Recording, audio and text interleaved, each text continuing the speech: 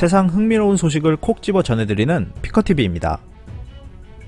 한국의 잠재력을 파악하지 못했던 아베 정권의 심각성을 이야기한 일본 저널리스트의 컬럼이 부각되고 있습니다.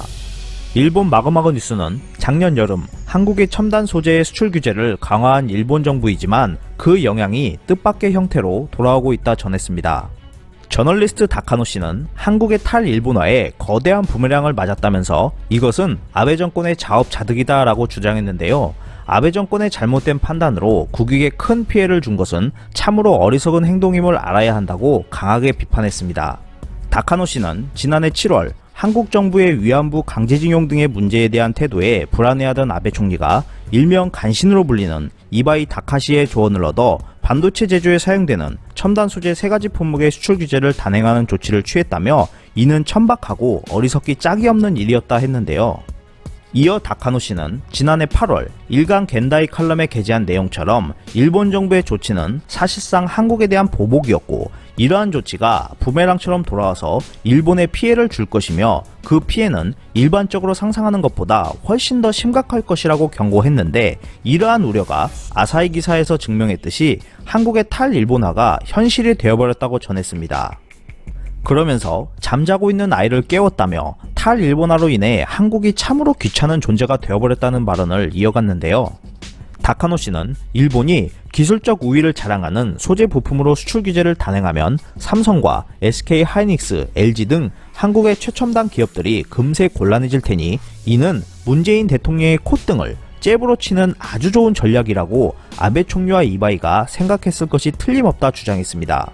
그것은 너무나도 달콤한 판단이라 생각했으나 한국은 이에 주춤하기는커녕 오히려 소재 부품 장비 경쟁력 강화 대책을 내세웠고 이에 대한 예산을 확보하는 등 국산화 및 수입처 다변화 목표를 세웠으며 또한 삼성전자는 일본 의존도가 높은 소재와 부품 220개를 선정하고 조달처를 일본 이외의 국가로 전환함으로써 재팬 프리 대책을 추진하게 되었다고 설명했습니다.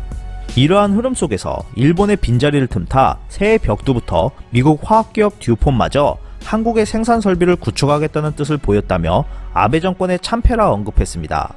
다카노 씨는 한국은 지금까지도 이러한 첨단 소재의 국산화에 노력하고 있었지만 이에 대한 기폭제가 없었다면서 일본에서 조달하면 충분할 것으로 생각했다. 하지만 이번엔 한국이 진심으로 노력하고 있다라는 업계 관계자의 말을 전했습니다. 아베 정권이 핵심 부품 소재로 한국에 잽을 날려 코피 정도만 흐르게 하려 했는데 한국 정부는 100개 품목을, 삼성전자는 220개 품목을 탈일본화에 돌진해버렸다며 아베 총리와 이바이의 짧은 판단이 일본 국익에 큰 손해를 끼쳤다고 이야기했습니다. 이어 다카노 씨는 21세기에 20세기의 사상을 가지고 아베노믹스처럼 일본 자본으로 국내만 들여다보며 냄비바닥 찌꺼기나 찾는 행동을 해서는 아무런 일도 일어나지 않는다고 비판했습니다. 게다가 일본은 물건 만들기라는 일본의 장점을 버리는 우책을 범하며 자발적으로 세계 공급망, 서플라이 체인에서 벗어나는 어리석은 행동을 아베 정권이 하고 있다 전하고 있습니다. 너무나도 일본의 상황을 잘 파악하고 있던 다카노 씨는 아베 정권이 어설프게 미국을 흉내내며 3가지 품목을 제재했다가 되려 생각보다 강했던 한국에 무려 320개의 수출 품목을 잃게 될 처지가 되었다 언급하고 있는데요. 이제는 반대로 일본 대표기업 샤프가 LG에서 OLED 패널을 수입해 조립하는 상황까지 펼쳐지고 있습니다. 이렇게 일본의 현실을 잘 알려주는 지식인이 있음에도 불구하고 아베 씨의 주변엔 무능으로 똘똘 뭉친 측근들이 너무나도 많이 있기 때문에 일본의 날개 없는 추락은 계속될 것으로 판단됩니다. 이상 피커TV였습니다. 감사합니다.